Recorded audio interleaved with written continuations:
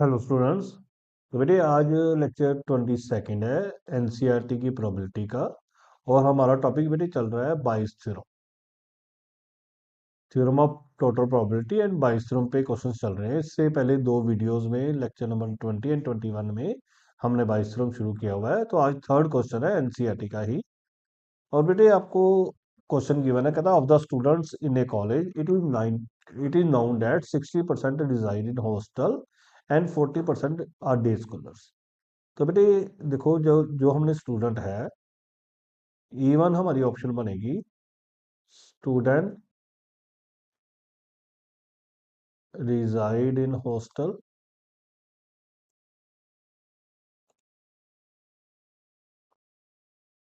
E2 है student is day scholar.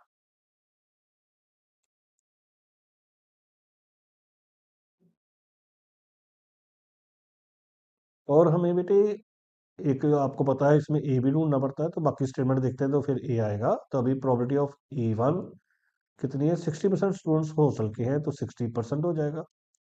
Probability of E2 40% है day scholars के, तो 40% हो जाएगा। फिर कहता है previous year results that 30% of them who resided in hostel again attain grade A.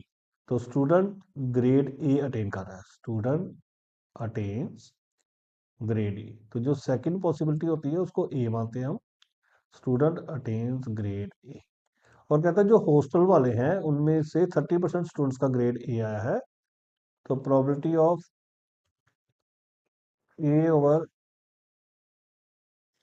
Probability of A over E1 जो होगा वो 30% है। Probability of A over E2 और जो बेटे डे स्कॉलर हैं उनका ग्रेड ए आने की चांसेस है 20%। तो क्वेश्चन बेटे पढ़ के हमें सबसे पहले E1 E2 ए डिसाइड करना होता है। फिर हमें क्वेश्चन में ही प्रोबेबिलिटीज दी होती है, हमें बस नोटेशन इस तरह से करनी है। अब कहता है वन स्टूडेंट इज चूजन, अब हमने स्टूडेंट को चूज कर लिया हुआ है और हमने प्रोबेबिलिटी निकालनी है कि वो हॉस्टल का है। तो मतलब ग्रेड ए वाला स्टूडेंट हमारे पास है और हमने ये प्रूव करना है कि उसने हॉस्टल लिया हुआ था। तो मतलब हमने E1 ओवर ए निकालना है। Probability of student is hosteller provided he attains grade A. तो बेटे इसके लिए हम बायस थ्योरम यूज करते हैं, यूजिंग बायस थ्योरम। तो बायस थ्योरम का क्या कंसेप्ट था?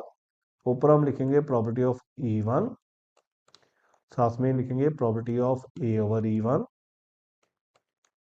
Divided by probability of E1 into probability of A over E1 plus probability of E2 into probability of A over E। अब हमारे पास सारी वैल्यूज है। तो जो E1 है उसकी वैल्यू कितनी है हमारे पास? 60%। बेटे मैंने पहले भी बताया था कि हम इसमें कटिंग अवॉइड कर देते हैं, तो सीधा सीधा रहने दो। 60% into 30% divided by 60% into 30% plus 40% into 20%। तो अगर हम सीधा सीधा रहने देंगे ना, ये देखो नीचे 100 बन रहा है, इधर भी 100 100 100 100 100, तो वो कट जाएंगे।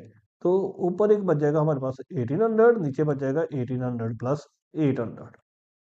तो overall we will get 1800 divided by 2600। तो कटिंग होकर हमारे पास आ जाएगा 18/26, और उस फर्दर कटिंग करेंगे तो क्या आएगा? 9/13। तो this was about the very first question of today's lecture.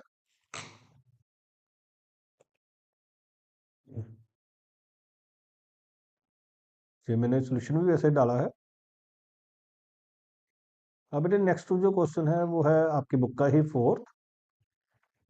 कहता है in answering a question on a multiple choice test a student knows either knows the answer और ही गेसेस। तो देखो दो पॉसिबिलिटीज है, तो हमारा E1 क्या बनेगा? तो स्टूडेंट नोज द आंसर।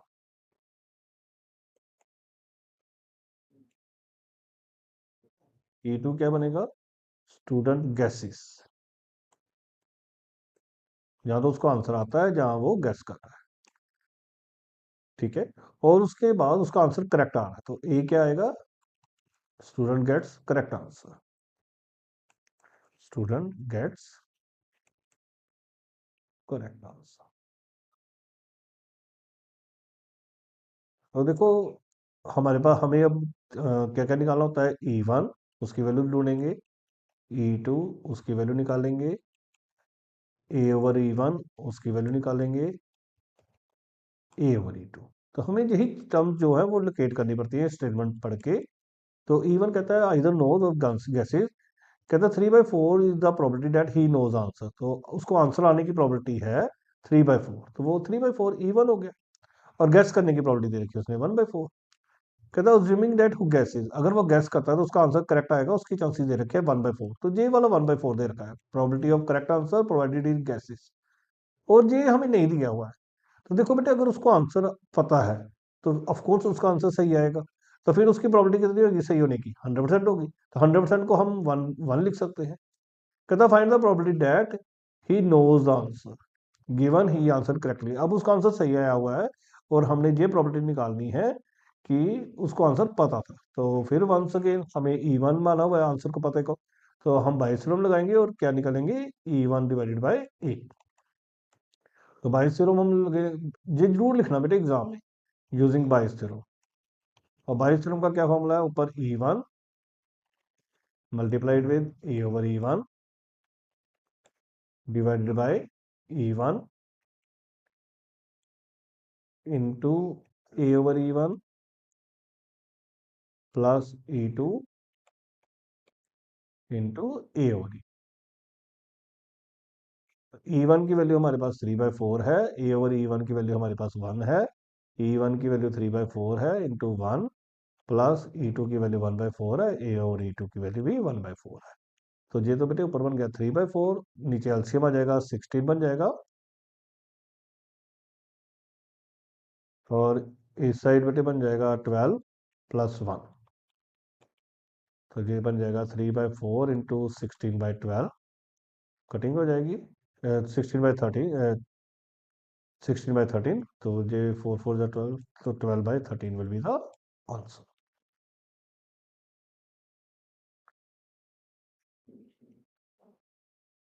तो ये देखो आंसर मैंने डाले भी हुए answers.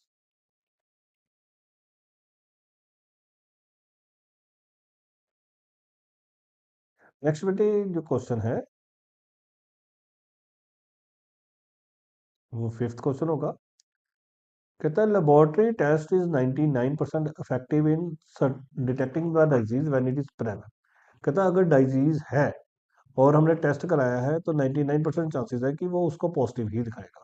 However, the test also gives false result for 0.5% of the healthy person. और अगर पर्सन हेल्दी भी है फिर भी उसने टेस्ट कराया और उसका पॉजिटिव आने के चांसेस दे रखे हैं 0.5%। कहता what is the probability if 0.1% of the population actually has disease. अब सारी पॉपुलेशन को डाइजीज नहीं है, सिर्फ 0.1% पॉपुलेशन को डाइजीज है। तो हमारा E1 आएगा पर्सन हैज डाइजीज, तो पहला जो बनेगा वो क्या बनेगा, पर्सन हैज डाइजीज। और E2 क्या बनेगा, पर्सन इज हेल्थी।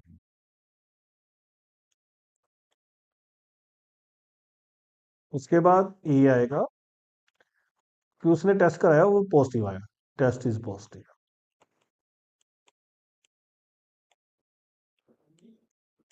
अब देखो बेटे डाइजीज होने की प्रोबेबिलिटी हमें एक E1 निकालना होता है, एक हमें E2 निकालना होता है, एक हमें A/E1 निकालना है, एक हमें A/E2 निकालना है। तो अगर उसको डाइजीज है तो डाइजीज होने के चांसेस कितने, 0.1%। इट मीन वो 0.1% है, मीन्स वो 0.1 डिवाइड बाई 100 है, मीन्स 1/1000 हो गया। और हेल्दी होने की चांस मतलब उसको डाइजीज नहीं है तो 1 माइनस कर देंगे, तो 1 - 1/1000 कितना आ जाएगा हमारे पास, 999/1000। अब डाइजीज है और उसने टेस्ट करवाया और पॉजिटिव टेस्ट आया, उसके चांसेस कितने हैं, 99%। तो 99% है कि उसको दिखा देगा कि वो पॉजिटिव है। और अगर वो हेल्दी है उसका भी पॉजिटिव आ रहा है तो उसके चांसेस कितने दे रखे हैं, 0.5%। तो 0.5/100, तो दिस विल बिकम 5/1000। अब उसने क्वेश्चन कहा है कि what is the probability that person has a disease given that he is positive. अब उसका टेस्ट पॉजिटिव आ गया हुआ है और हमें ये बताना है कि वो उसको डायजीज है, तो मीन्स हमें probability of disease provided test is positive ये निकालना है। तो फिर once again Bayes theorem use करेंगे, और जो बायस थ्योरम है उसमें ऊपर हमने E1 लिखना है इंटू ए ओवर E1 लिखना है,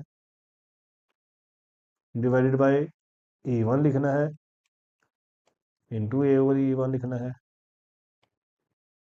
प्लस E2 लिखना है इंटू ए ओवर E2 लिखना है। तो E1 जो है वो हमारा 1/1000 है, और ए ओवर E1 हमारा 99/100 है, और डिनोमिनेटर में 1/1000 इंटू 99/100 प्लस E2 हमारी जो है वो 999 अपॉन 1000 इंटू 5/1000, तो ये बनेगा। तो अगर हम इसको सिंप्लीफाई करेंगे तो बेटे ये बनेगा 99 डिवाइडेड बाय 5 जीरोस आ जाएंगी,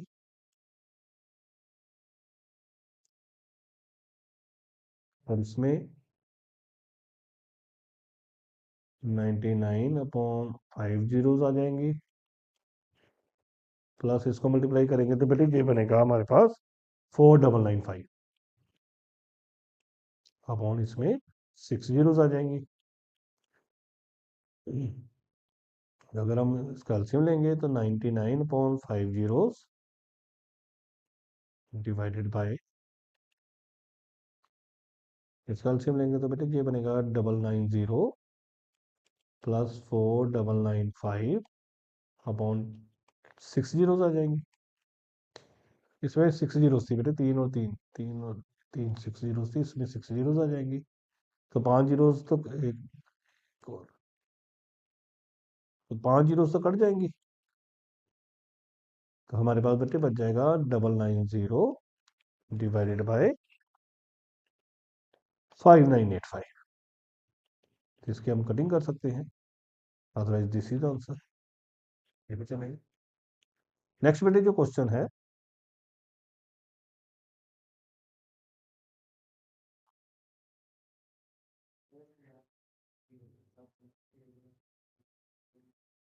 देयर आर 3 कॉइन्स।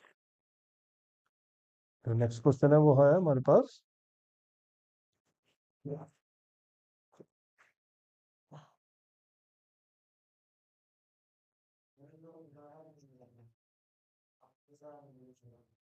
कहता देयर आर 3 कॉइन्स। अब बेटे 3 कॉइन्स की बात कर रहा है, इट मीन जब हम इसको क्वेश्चन को करना शुरू करेंगे तब हमारा 3 चीजें बनेगी, E1 E2 and E3।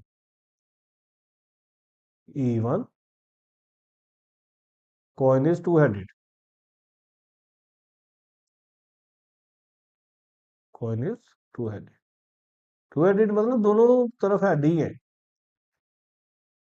E2 जो है वो coin is biased coin that comes up head 75% of the time, तो कॉइन इज बायस्ड मतलब कॉइन में खराबी की हुई है, वो हमेशा, जैसे हमें पता है कॉइन की जो प्रोबेबिलिटी है वो 50% होती है हेड और टेल आने की, तो एक कॉइन तो हमारे पास दोनों तरफ हेड ही है, अगर दोनों तरफ हेड ही है तो हेड आने की प्रोबेबिलिटी तो 1 ही रहेगी। बायस्ड है तो बायस्ड का मतलब है कि हेड ज्यादा आ रहा है और टेल कम आ रहा है। And third one is unbiased coin, तो थर्ड है कॉइन इज अनबायस्ड। तो उसके बाद हमने उनको थ्रो किया, टॉस किया, और हेड आया, और कॉइन शोज हेड, तो ये ए हो जाएगा। तो हमें क्वेश्चन बेटे पढ़ के क्वेश्चन में से E1 E2 E3 और ए निकालना होता है। अब हमारा बनेगा प्रोबेबिलिटी ऑफ E1 ढूंढना पड़ेगा हमें, प्रोबेबिलिटी ऑफ E2 ढूंढना पड़ेगा, प्रोबेबिलिटी ऑफ E3 ढूंढना पड़ेगा, फिर हमें ए ओवर E1 लिखना पड़ेगा, ए ओवर E2 आएगा, और ए ओवर E3 लिखना पड़ेगा। अब जो है 3 कॉइन्स हैं और तीनों कॉइन्स, 3 कॉइन्स हैं और तीनों में से कोई एक सिलेक्ट करना है, तो जहां तो 3 को सिलेक्ट करने की प्रॉपर्टी 1/3, 1/3 एंड 1/3। अब उसने बोला है कि हेड आया है, और टू हेडेड कॉइन में तो हेड आने की प्रॉपर्टी हमेशा वन ही रहेगी, 100% हेड ही आएगा। इसमें हेड आने की प्रॉपर्टी दे रखी है 75%। और ये अनबायस्ड है, तो अनबायस्ड में जो प्रॉपर्टी होती है वो 1/2। तो देखो अब ये कटिंग की जा सकती है, तो कर लेते हैं, क्योंकि अब तो कोई एक जैसे है नहीं, तो हमने इसकी कटिंग कर ली, 25 के टेबल पे कटिंग कर ली। अब कहता what is the property that it was two headed coin, तो टू हेडेड कॉइन हमने क्या माना हुआ है, E1। तो अब हम क्या निकालेंगे, E1/E। किसकी कैलकुलेशन करेंगे, E1/A की। तो जो E1/A होगा वो बाइसरम के हिसाब से क्या बनेगा, ऊपर E1 इंटू A/E1, नीचे total E1 into A/E1 plus E2 into A/E2 plus E3 into A/E3।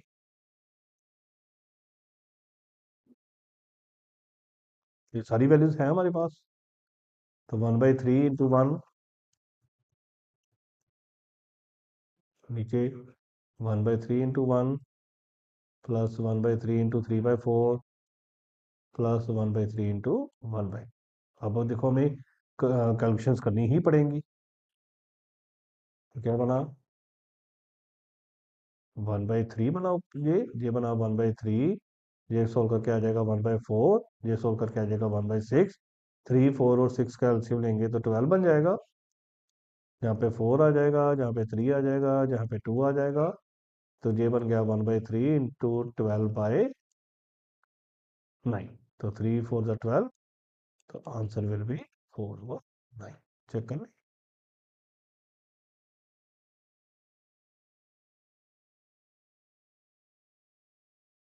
4/9 is the answer. तो बेटे आज के लिए इतने ही।